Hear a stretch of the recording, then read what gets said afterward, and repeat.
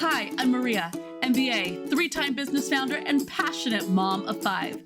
At Mom MBA, we take the best principles from leadership and business and apply them to the most important company, the one within our own 4 walls. Welcome to the Mom MBA Show. Hey friends, welcome to today's show. I am thrilled about the conversation you are about to listen to with Dr. Rishma Walji. Dr. Rishma is not only an expert in the health and wellness space, she is a PhD, upcoming author, but more importantly, she is a mom of 2 beautiful teenage daughters who has developed systems in her home and in her life to support her in showing up more often as that mom that she wants to be. So without further ado, on to our conversation about being a connected parent. Hello and welcome to the Mom MBA show today. I am so excited to welcome our guest, Dr. Rishma Walji. Dr. Rishma is not only an amazing person, like she has impacted so many lives, helping families grow, helping families be healthier, bringing light and joy to people's hearts and homes, but she's also a dear friend. And I am so grateful to be able to have this conversation. We've had some conversations before this about just life and family and parenthood and all the things. And I knew that after our past conversations, I'm like, I've got to have Rishma on the show. We've got to share some of these conversations with y'all because she is so incredible. And the science and the research that she brings to the table as a doctor as well as a mother is just absolutely incredible. So, but before we get going too far, let me read to you a little bit about Dr. Rishma, because I think it's important that you understand a little bit of the background for who she is. So Rishma Walji is a naturopathic doctor and PhD. She is the founder of Exo Living, a lifestyle and wellness brand that helps growth-oriented people create deeper connections with themselves and with others. She is the host of Exo Conversations podcast, which, by the way, you guys, you've got to go check out. Go check it out. Really, it is one of those podcasts that, you know, that when you listen to, you're hanging on every word. That when you are listening and maybe you get a little mind distracted, that you want to rewind and play that again.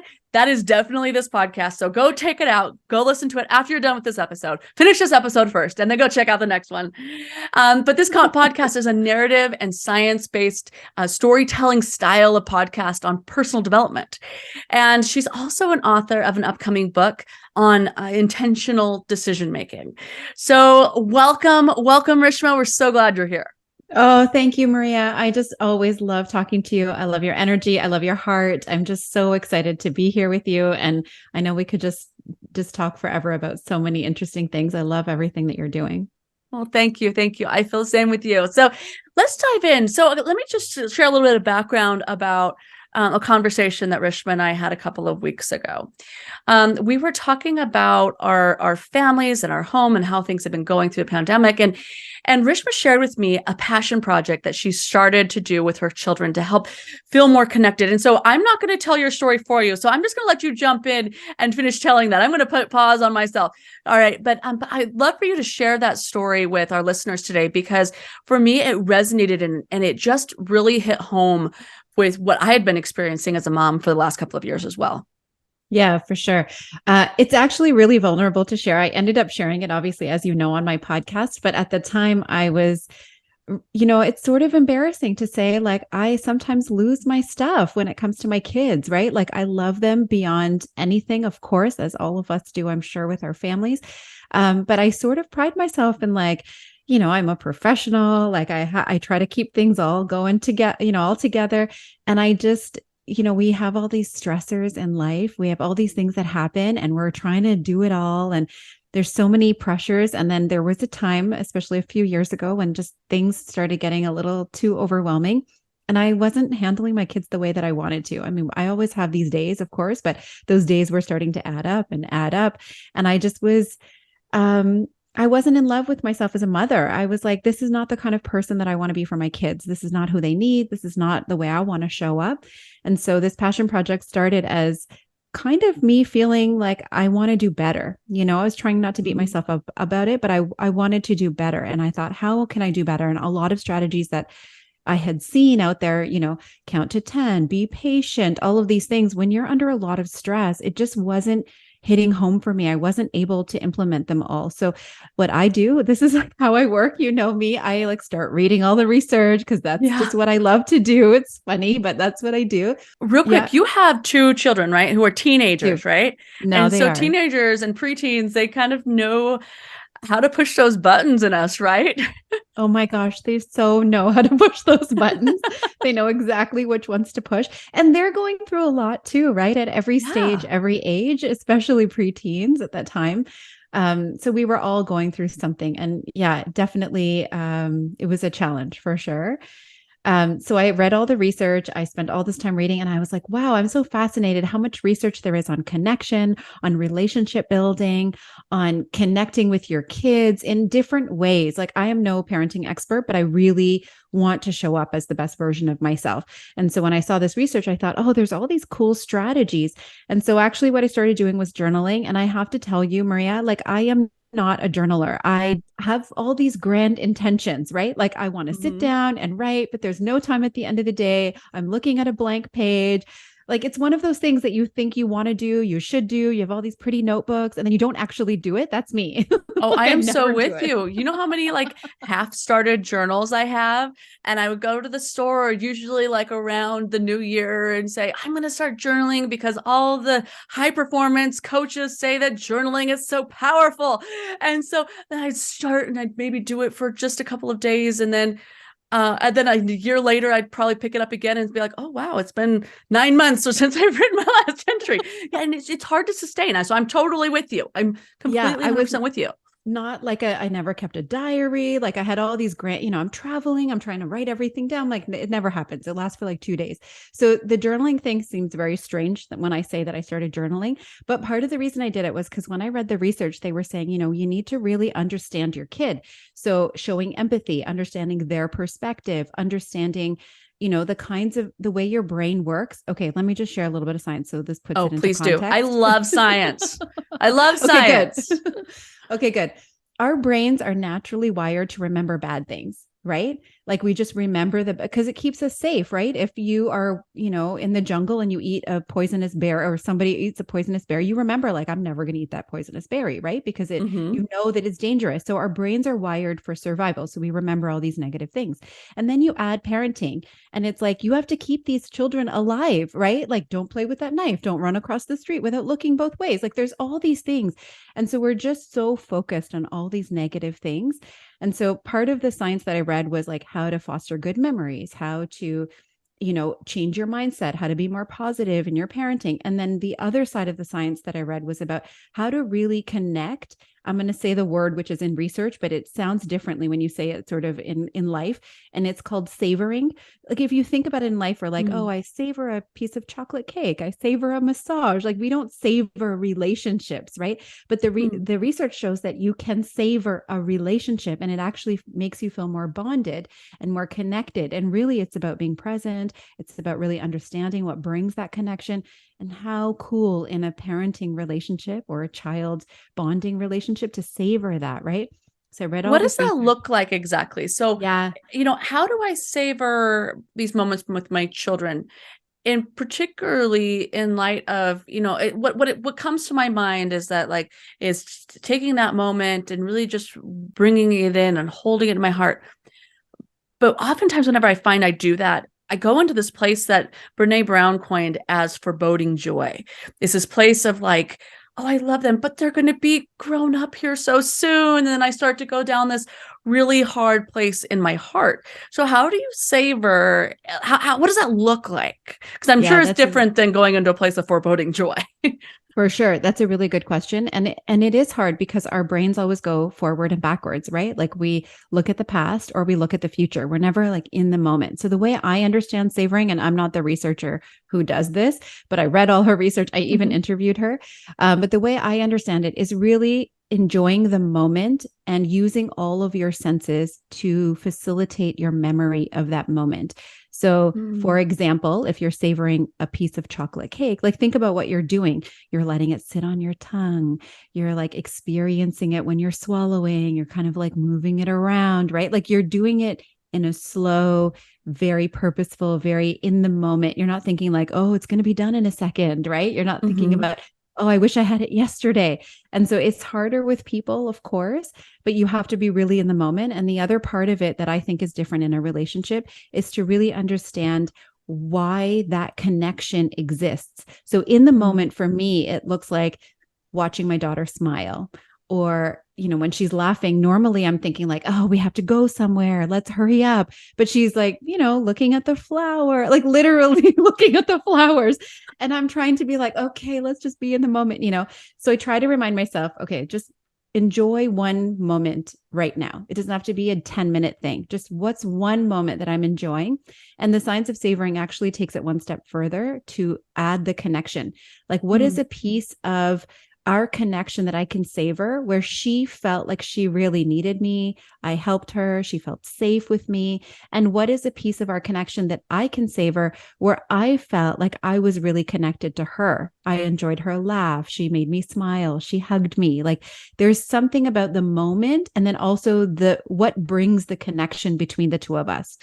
It makes me think about last night with my daughter, whenever she was just going to bed. And I was actually thinking about this concept of savoring, and was just trying to notice just the little things about how she moves and smiles and just breathes. And it does feel so much more fulfilling than, just letting it regular bedtime go and go, and even to this moment, like I remember that. Yeah. Also, someone, when I was talking to someone else, she was telling me, and I don't want to bring into the foreboding, but this kind of helps me not to do it. She was saying that her kids are grown now. And she was like, I remember all their firsts, but I never remembered any of their lasts. Like, I don't remember the last time they wanted to hold my hand while we were walking. I don't remember the last time they gave me a hug before bed, because it just stopped. And I thought, oh no, like, I was so sad. But now that I'm trying to remember every moment, I'm actually noticing that I enjoy those moments a little bit more. And I'm less sad as they move into a different stage, because I'm noticing that they're growing, they're learning, they're becoming their own people. And so it's helped me to kind of let go of what I want to hold on to and embrace what they're turning into. Yeah, that's interesting. It's you're able to. I mean, to go back to the chocolate cake analogy, because quite frankly, like, I love chocolate cake a lot, and I'm currently on a sugar fast, and so I'm thinking about chocolate cake. But in reality, though, whenever you're able to savor enjoying that, you feel more free to move on to the next. You're not like, oh, I need to go back and do that again. I mean, maybe you do want to go have another piece of chocolate cake, but I mean, you feel fulfilled whenever you have that moment. But if you just shove it down your mouth and you don't take that time to enjoy what is there, I think that, at least for me, that's whenever I want to go back and be like, oh, I just need one more bite, or I just need one more of this. And so in relationships, I see that with our children, when we get to just really enjoy and savor those moments, whether it be, with my baby and enjoying how he just lays his head on my shoulder, or my older children who, just sit and laugh and talk, or, it's so funny to hear them laugh at movies now. They get jokes, and just be able to savor those moments. I could see how that makes growing up to the next stage so much easier. And I'm excited where this conversation is going, because Rishma's about to share with us some tools on how she is able to savor this, some systems that she's put into her life to be able to really feel that and facilitate that connection for not just now, but for the ongoing. And all of you who are listening, that here at Mom MBA, we love to talk about systems. We love to be able to put in place systems that help support us to be the kind of mom that we want to be able to create the kind of home and life and environment that our children can truly thrive in. And so, Rishma, tell us about this system that you discovered. It's like you landed on it, right? That helps you be able to facilitate more savoring and connection for now in the long run. Yeah, for sure. And you actually reminded me of something just before I tell you about the system for one second. This chocolate cake savoring. There's research, I used to help people with nutrition and like all this stuff. So this is like right up my alley, this sugar fast that you're doing. And there's science actually to show that if you just think about eating a chocolate cake, or if you savor it really slowly, you feel more satisfied more quickly. You don't actually need it. Your brain has the same sort of response. I mean, obviously it's not the same response. You're not getting the sugar in you, but you feel satisfied just thinking about it. And so bringing into the systems, like, if you can remember all of those savoring moments, if you can remember all of the moments that brought you joy, felt connection, then your brain can relive that moment over and over and over instead of just forgetting. You think you're going to remember when your kid walks for the first time. You think you're going to remember, and then you have another kid, or 10 years go by and you're like, shoot, I don't even remember when you started walking. Like, I don't, because you think you're going to remember it, but you don't. And so if you can find a way to remember it, which is where my system comes in, I actually created it because I was trying to remember it for myself. So writing down helps, like for your memory, when you actually physically take a pen and paper and you write, which is where the journaling came in. And I essentially started writing down questions for myself. How would I savor my kids? How would I show them empathy? How could I put myself in their shoes? Because sometimes when we're stressed, we forget that things are big for them, right? The world is a big place. They don't have the same life experience that we have. They don't have the same confidence of handling, stressful situations that we have. So, a zipper that's not zipping up for me is like, let's go. And for them, it's like, oh no, right? It's a big deal. Yeah. And so putting myself in their shoes and understanding what they're going through, it just sort of really changes that moment. And there's times when I make mistakes too. So there's even prompts that I've asked myself where it's like, what's a time that I was really stressed when my kid really helped me, where it was the reverse. I learned something as a parent.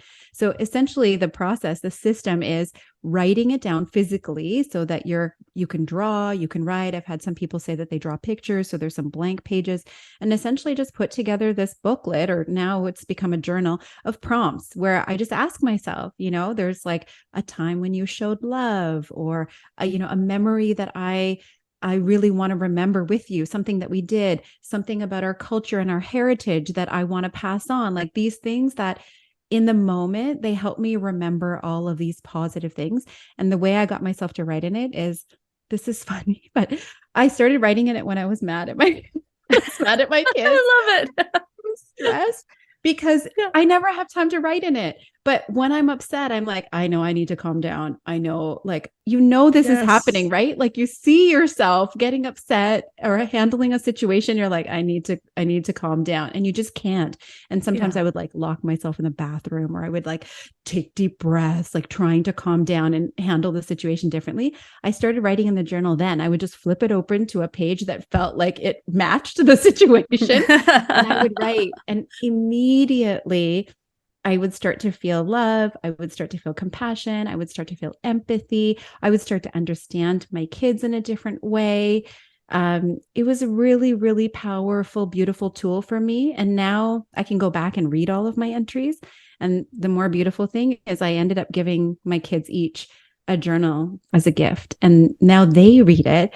And one of my daughters said to me, she didn't say it in these words, I'm just going to paraphrase, but she said, I'm always trying to do better, like, because we have like this growth sort of mindset talk in our house a lot.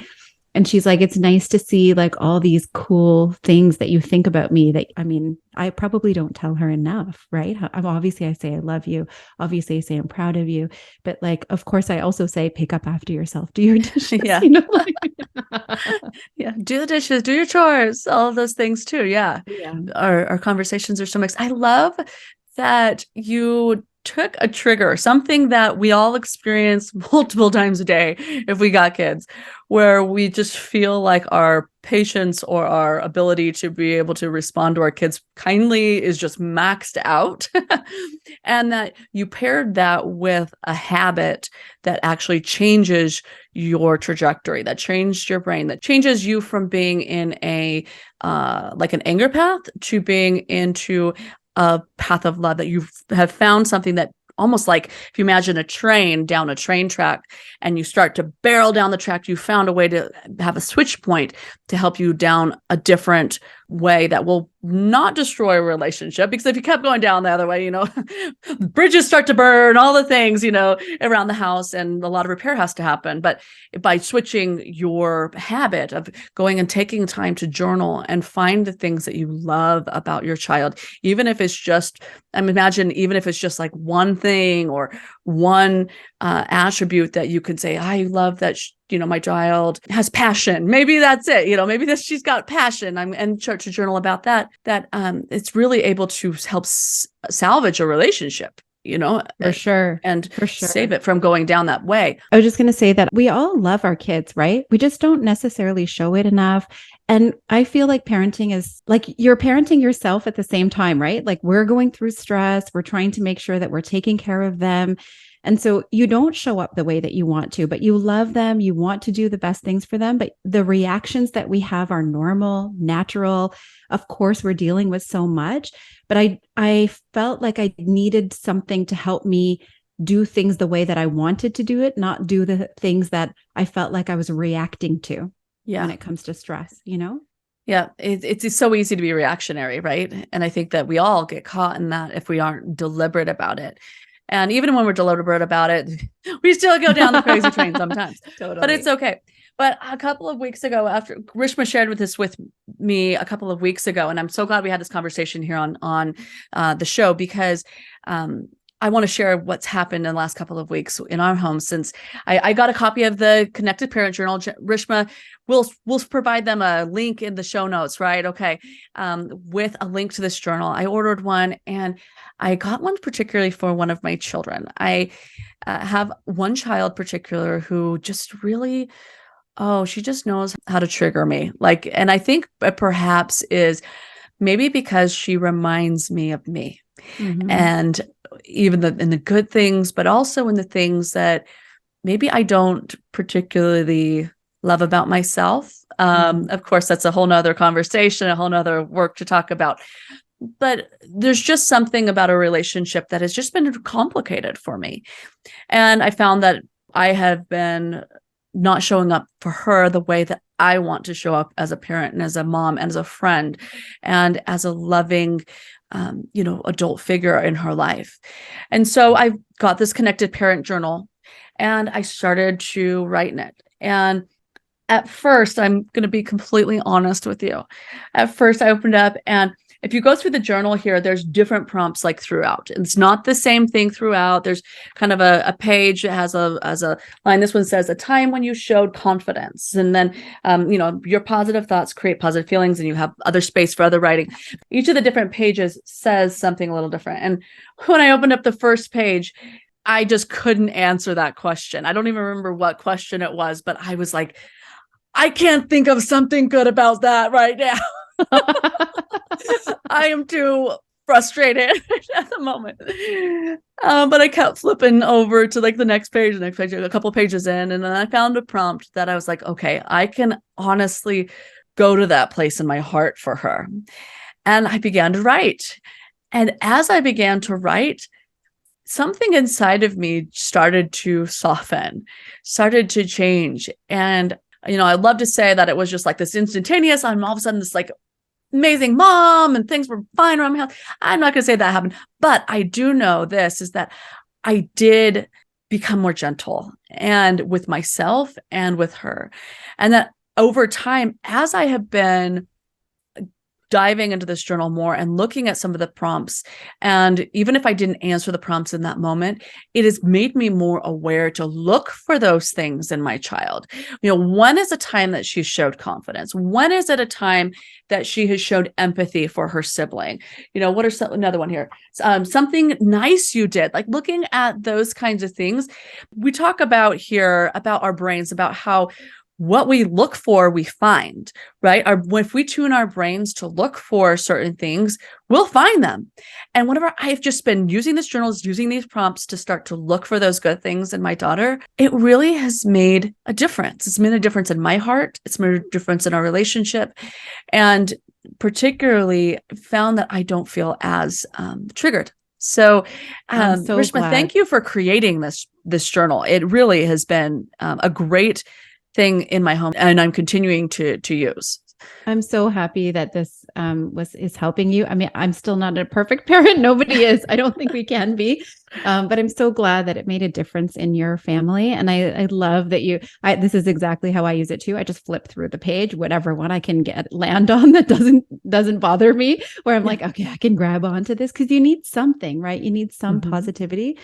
And it just makes me think too, one day when your daughter or whichever child it is, reads through what you've written, I feel like there's so many times when, I mean, I remember as a kid, I heard certain things that my parents said. They probably think they said a whole bunch of things, but I only remember a couple of them. And not all of them were positive, right? I was always trying to be better and prove myself. And, they were worried about me too. They wanted me to be successful. They wanted me to be smart. They're immigrants. Like, they have their own issues that they're dealing with. And so I have a lot of pressure in my head of like what I think they said to me. And I'm very conscious of the fact that I'm doing that to my kids. There's no way we can control it, right? It is what it is. But hopefully when they read some of these other things in a moment where they feel like their self-confidence is taxed, like, can you imagine having a journal like this from someone you loved when you were growing up who said, hey, actually, you're just so wonderful in these ways too, Yeah, I think that's absolutely beautiful. I can only imagine what it would be like to discover something like that from my mom. And I keep this journal here in my office. And it's one of those things that I plan to give to my daughter, when it's full. But at the same time, I kind of have that little hope. I'm like, I hope she just kind of stumbles upon it and thinks that she's reading something secret that mom doesn't know, so that she can have those little infusions of light into her growing soul, So that's sweet. Thank you for this tool that is, blessing my home. And so everybody, if you are interested in learning more, go check it out. There's a link here in the show notes. Check out Rishma. She is over on Instagram. You want to share with us your Instagram handle? Yes, it's Living XO. Probably the website is better to find me, livingxo.com. And the links are all there. And Rishma, thank you for helping us all live an extraordinary life, and for your research on growth and intention. And I look forward to having you back on when that book is coming out. So excited for your book. Oh, thank you so much. You have so much beautiful light and love that you share with the world. And I just am so glad we got to have you on the show today. You too. I love everything that you're doing. You're offering parents, I mean, not just moms. I know a lot of moms in your audience, but you're offering parents so much value. And I think it's so important. So I just love what you're doing. And I really appreciate you having me on. And I hope that it's been helpful for your listeners. Thank you so much, Rishma. We'll talk to you again. Thanks again to Dr. Rishma for joining us on today's episode and sharing with us these tools and systems that she's put together in her own home to strengthen her relationship with her girls. All you need to do is go and grab a piece of paper. Think about something that you love about your child and start to write. In the process of writing, in the process of taking pen to paper, you will find that your heart will start to change. You'll start to become more aware of the virtues in your children, and you'll be able to show up more often as that mom that you desire to be. So Mama, I just want you to know that I believe in you. Keep it going. You are doing better than you're giving yourself credit for. And let's keep going forward on this journey of motherhood together. Take care and have a wonderful day. I'll see you again next time. Hey friend, are you ready to take your job as Chief Home Officer of your home to the next level? Book a call with me today. Go to mommba.com/book a call, and we can talk about how Mom MBA can help you find that joy and excitement in motherhood once again by getting on top of your time, money, and all of those businessy details of your home. Go to mommba.com/book a call, and I'll talk with you soon.